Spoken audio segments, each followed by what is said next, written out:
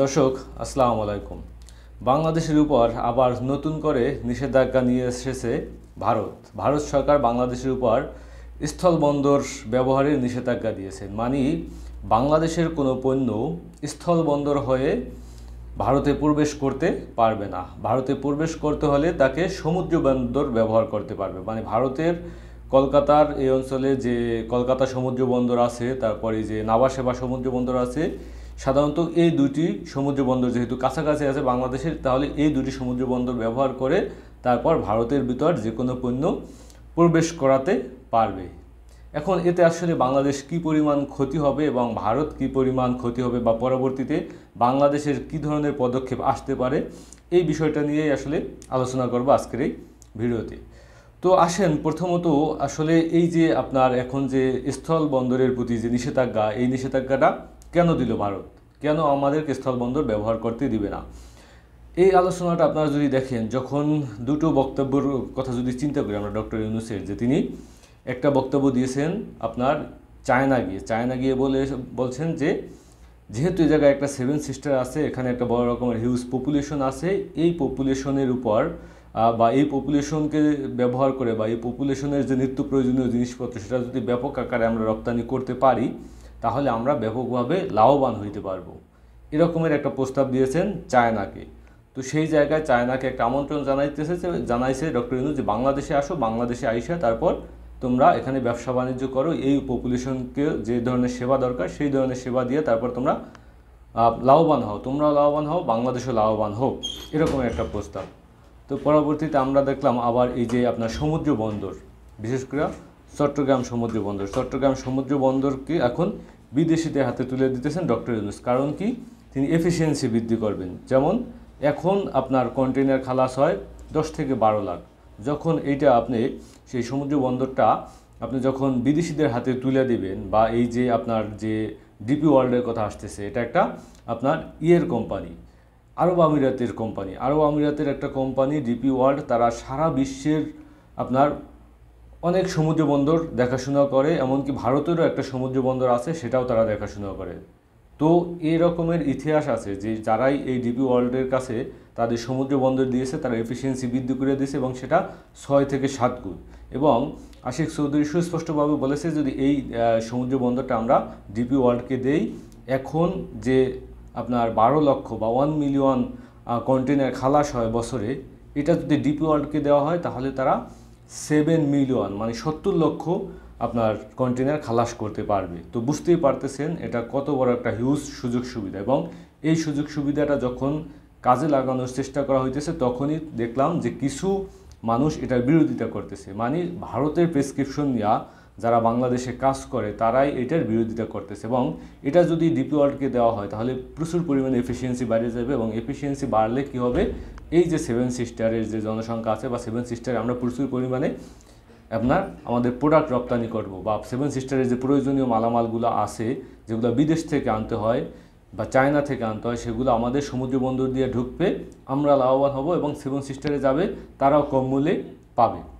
আপনারা জানেন যে ভারতের ভিতরের যে আপনার এই যে সেভেন সিস্টারের কোনো সমুদ্র বন্দর নাই, এটা ভারতের সেই যে আপনার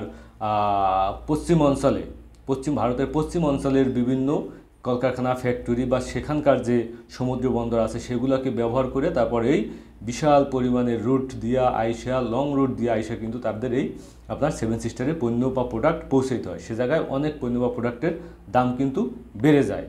তো সেক্ষেত্রে যদি আমরা দেই এই প্রোডাক্টটা, তাহলে কিন্তু আমরাও লাভবান হব, ব্যবসায়ী প্রতিষ্ঠানও লাভবান হবে, আমাদের সমুদ্র বন্দর দিয়েও আমরা লাভবান হব। তো এইটাই হলো মূল বিষয়। এখন যেহেতু বিদেশিদের হাতে তুলে দিতেছে, তার মানে এখানে বড় রকমের ভাবে বাংলাদেশে লাভবান হওয়ার একটা সম্ভাবনা আছে, এবং সেইটা ঠেকাতেই এখন এই মুহূর্তে বলা হইতেছে যে তোমরা আমাদের দেশের ভিতরে পণ্য ঢুকাবা, তোমাদেরকে মানে স্থল বন্দর ব্যবহার করতে দেওয়া যাবে না। তোমরা যদি ঢুকাইতে চাও, তাহলে তোমাকে সমুদ্র বন্দর হয়ে ঢুকাইতে হবে। তো এখন বর্তমান প্রেক্ষাপটের কথা যদি চিন্তা করি, বর্তমান প্রেক্ষাপটে আমরা ভারতের কাছে রপ্তানি করি আপনার $1.5 বিলিয়ন। আমাদের বাৎসরিক রপ্তানি ভারতের কাছে $1.5 বিলিয়ন, এবং আমরা আমদানি করি ভারতের কাছ থেকে আপনার মানে $12 বিলিয়ন। সে জায়গায় যদি আপনি শুধু পণ্যের কথা চিন্তা করেন, তাহলে সেটা হইতে পারে $8 বিলিয়ন। মানে যে আমরা পণ্য যে ভারতের কাছ থেকে শুধুমাত্র পণ্য বা খাদ্য পণ্য শস্য এগুলো ক্রয় করি, বা তুলা ক্রয় করতাম আগে, এখন তো তুলাকে আমরা ভারতের কাছ থেকে নেই না, এটা আমেরিকার কাছ থেকে নিয়ে আসতেছি। তো সেই জায়গায় পরবর্তীতে আমরা দেখলাম যে আমরা তুলা যেহেতু ক্রয় করা তাদের কাছ থেকে বন্ধ করে দিছি, পরবর্তীতে তারা দেখলাম আবার তাদের এয়ারপোর্ট ব্যবহার করতে দিতেছে না, এরকম বিভিন্ন ঘটনা কিন্তু ঘটতেছে একের পর এক। মানে ডক্টর ইউনূস ক্ষমতায় বসার পর থেকে এমনভাবে আমাদেরকে চেপে ধরা হয়েছে, বা এমনভাবে ভারতের সাথে বাংলাদেশের সম্পর্ক ছিন্ন মানে যেটা বাংলাদেশ জন্মের পর থেকে 53 বছরে এরকমের সম্পর্কের তলা নিতে যায় নাই। তো সেই জায়গা থেকে ভারতের মতো একটা দেশের পেটের ভিতরে থেকে তারপর আমরা কিন্তু এখনও এই দীর্ঘ 8 মাস যুদ্ধ করিয়া, বা যে ট্রেড ওয়ার যেটাকে বলে, তো বা কূটনৈতিক যে মানে কূটনৈতিকভাবে কিন্তু আমরা এখনও টিকে আছি। আমাদেরকে দীর্ঘদিন যাবৎ বুঝাইতেছে যে আমরা ভারতের পেটের ভিতরে আমরা একদিনও টিকতে পারবো না, ভারত যদি মুখ ফিরিয়ে নেয়। কিন্তু পরবর্তীতে আমরা দেখলাম যে ভারত একের পর এক নিষেধাজ্ঞা দিয়ে যাইতেছে, কিন্তু তারপরেও ডক্টর ইউনূস বাংলাদেশের মানুষকে 50 টাকা কেজি 30 টাকা কেজি পেঁয়াজ খাওয়াইতেছে। তো বুঝতেই পারতেছেন যে আসলে সমস্যাটা কোন জায়গায়, বা বাংলাদেশে ব্যবসা করবে তাদেরকে পুঁজি করে, এটা আপনার কোনোভাবেই ভারত মানিয়ে নিতে পারতেছে না। এখন এখানে কি শুধু আসলে মানে বাংলাদেশেরই সমস্যা হবে, বা এই যে তারা বাংলাদেশের কোনো পণ্য তারা সেখানে ঢুকতে দেবে না, স্থলবন্দর ব্যবহার করতে দেবে না, তার মানে কি শুধু বাংলাদেশের ক্ষয়ক্ষতি হবে? বাংলাদেশের সাথে তাদেরও তো ব্যবসা বাণিজ্য আছে। যেমন আপনি চিন্তা করেন যে বাংলাদেশের যদি কোনো একটা পণ্য সেখানে ঢোকে, সেখানকার মানুষের কিন্তু এখানে কর্মসংস্থানের ব্যবস্থা আছে। যেমন আপনি যদি চিন্তা করেন প্রাণ আরএফএল, বেঙ্গল গ্রুপের এরকমের অনেক, হবিগঞ্জও তাদের ফ্যাক্টরি আছে, তারা কিন্তু অনেক পণ্য সে জায়গায় উৎপাদন করে তারপর ভারতের ভিতরে স্থলবন্দর ব্যবহার করে ঢুকায়, এবং সেখানে ভারতীয় মানুষও কিন্তু সেসব আপনার জায়গায় কিন্তু কাজ করে। তো সে জায়গায় ভারতীয়রাও কিছু চাকরি হারাইতে পারে, যারা এই কোম্পানির সাথে বা বাংলাদেশের কোম্পানির রিলেটেডে যারা কাজ করে।